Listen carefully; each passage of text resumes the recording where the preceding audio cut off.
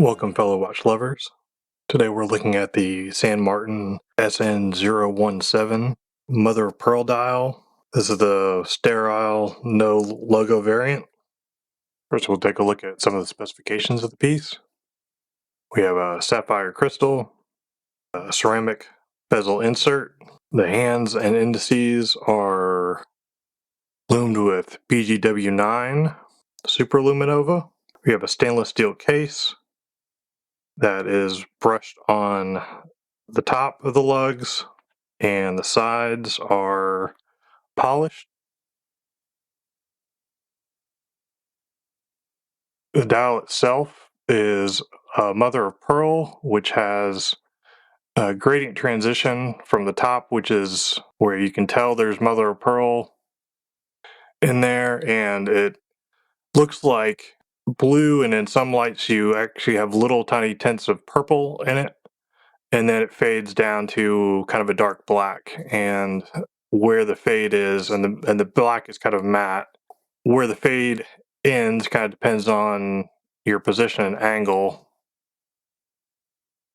As you can see, it goes pretty far down if you get it in the right angle in a certain light, but in most angles it looks like, it's more or less halfway up. There is AR coating under the sapphire crystal glass.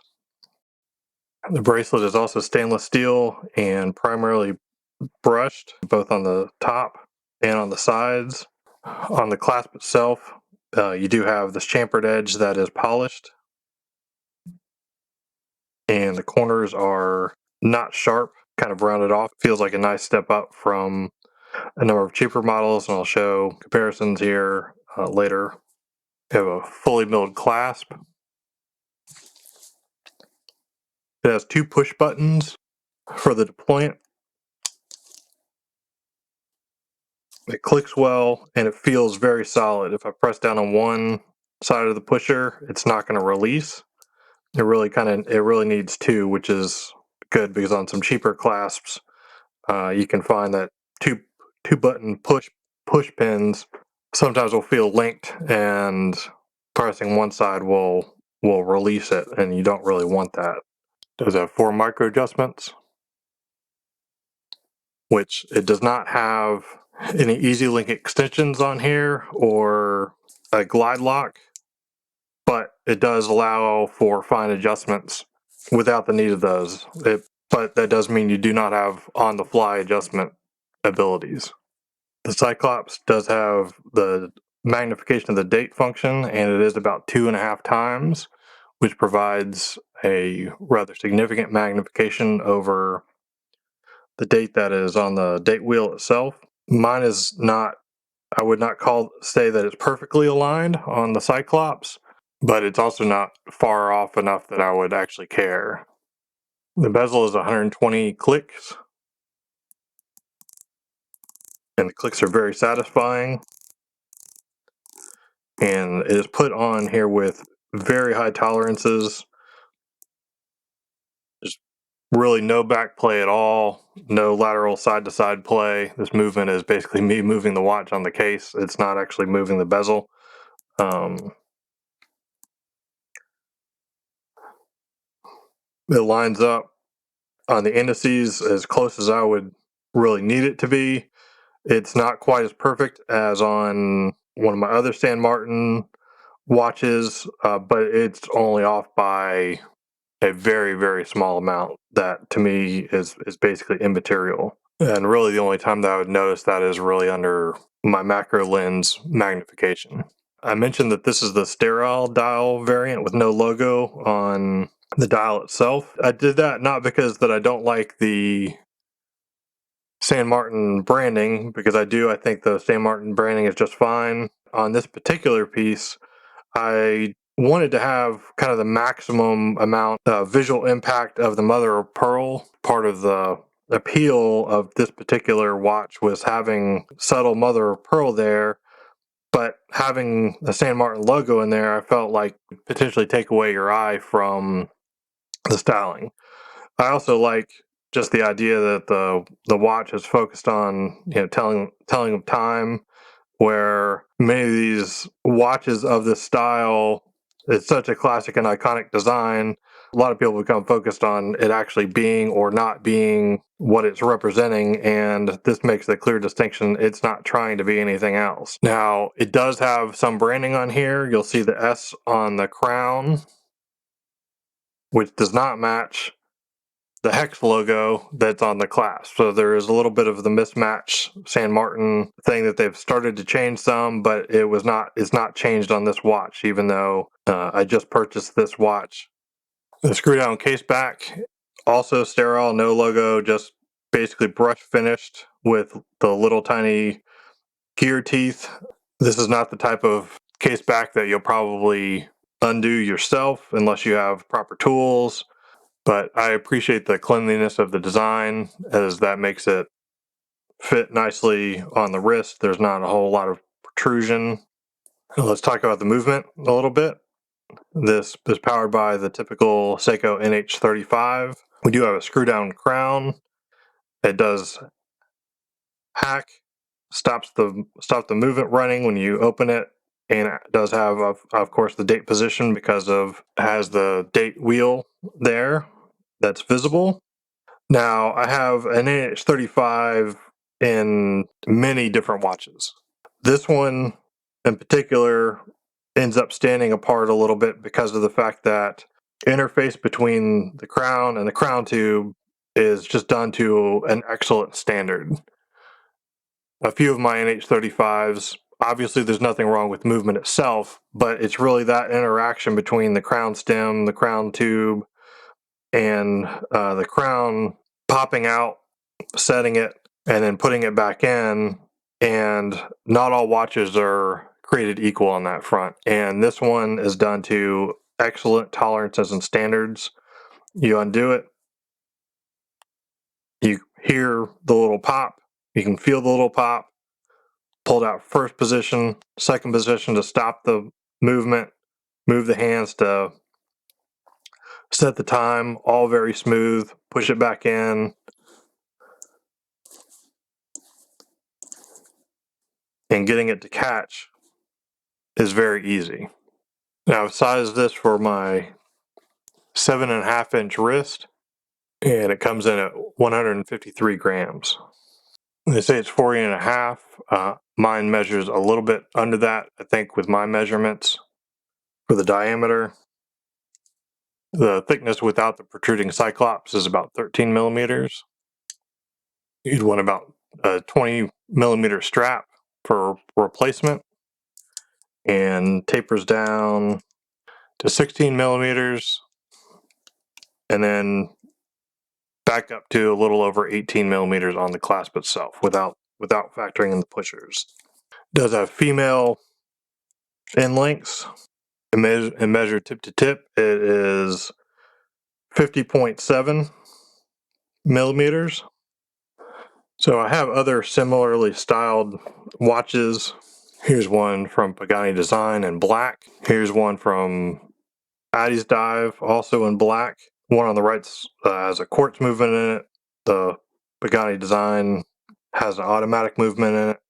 With that overlap, some people would wonder why you would pay a premium for a watch that looks fairly similar in design to the other ones. Well, for me, it comes down to a few things, and one of the primary reasons is quality. Even though you look at some of these things over a video like this, sometimes it can be hard to really see the subtle differences that you get in person. Now, the Pagani Design isn't the greatest example here for the bracelet standpoint, because I brushed out some of the center link, the polished center links this particular one came from in person, and therefore it's not going to be as fine. But you can judge the top of the lugs and things like that because those were original to it. When you hold these things in your hand, the San Martin has a significantly higher tolerances, in my opinion, on the bracelets. To me, it ends up having a better wearing experience, even if they visually don't look that different. The bezel action is another clear difference between each of these watches, with the San Martin having by far the highest tolerances. The Pagani design has back play on the bezel. It's easier to turn, but just does not feel nearly as premium. Same with the Adidas dive. It has some play to it.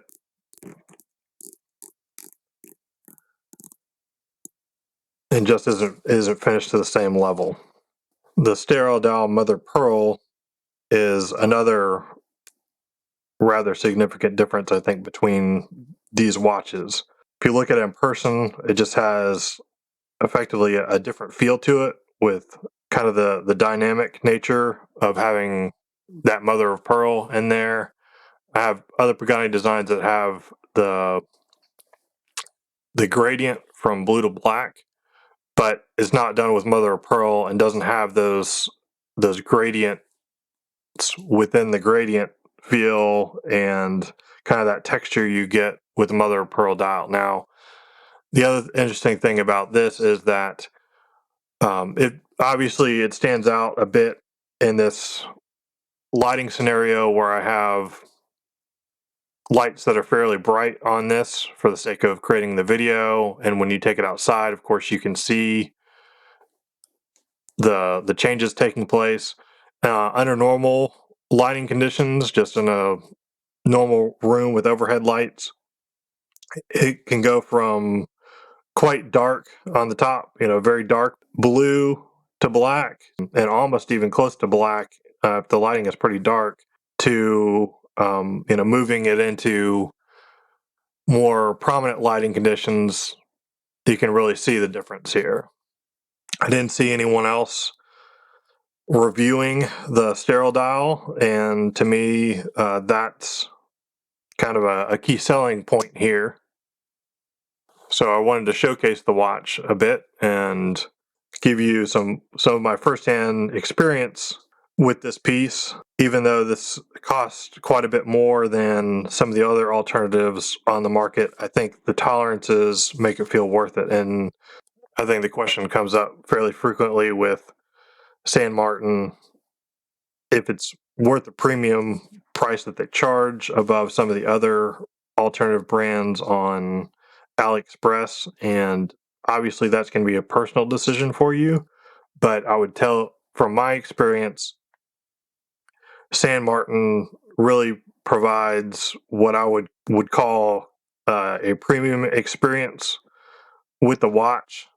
The case finishing, the feel on the wrist, the general look of the watch really is on a different level. Now, if that is worth it to you or not, that's really going to depend. For me, on the watches that I really like the style of, and I want something that is a tier up, I think it's worth the cost difference.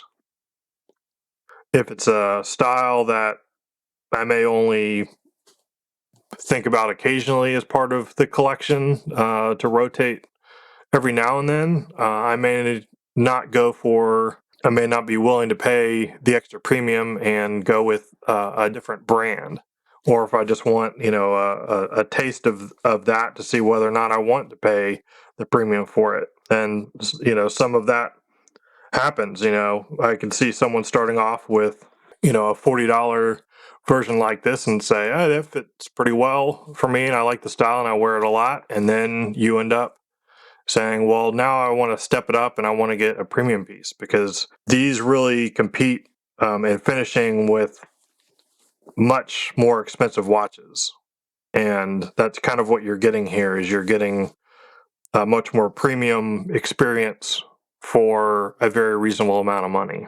The San Martin with the BGW9 just has incredible lume. They've obviously applied multiple layers of the Super Luminova to the indices in the hands. They feel consistent and it lasts an incredibly long time.